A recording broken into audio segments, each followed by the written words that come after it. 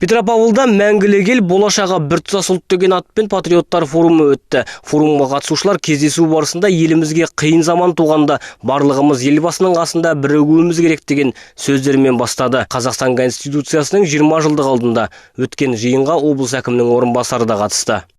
Елбасы Нұрсұлтан Әбішұлы Назарбаев ұсынған мәңгілік ел ұлттық идеясы мемлекеттің сенімділігі, алға бағытталған дамуды қамтамасыз ету үшін құндылықтарды сақтап нығайту туралы, яғни барлық қазақстандықтардың амандығы бірден-бір патриоттық тұжырымдама болып табылады.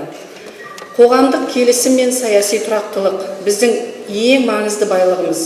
Бұл жетістікті бағалау, оны сақтау жолында аянбай еңбек ету қажет. Бұл әрбір қазақстандық азаматтың міндеті. Жиында сөз алған Сенат депутаты Ольга Перепечина бүгінгі жетістікке жетуіміз елбасының арқасы деді. Себебі бірлігі мығым елді құруда президентіміздің төккендері мол. Тәуелсіздіктің 24 жылында елбасы көтерген үлкен реформалар қазіргі күні өз жемісін де берді.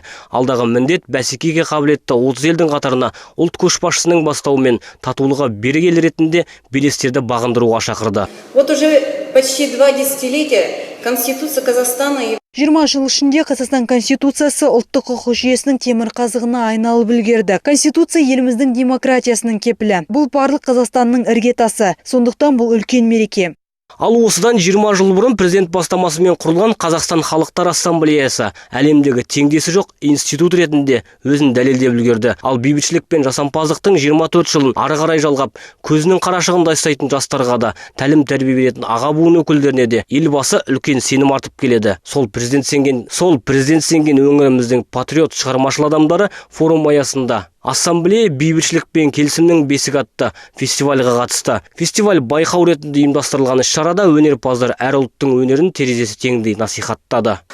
Данное мероприятие, если Конституция Іс-шара арқылы Конституция мен астанамыздың ел өміріндегі маңыздылығын көрсеткіміз келді. Бүгінгі іс-шарада елдегі ұлттардың татулығы мен ынтымақтығын көрсеткіміз келді. Фестивальға қатысушылар мен жеңімпаздар форум соңында бағалы сыйлықтармен марапатталды.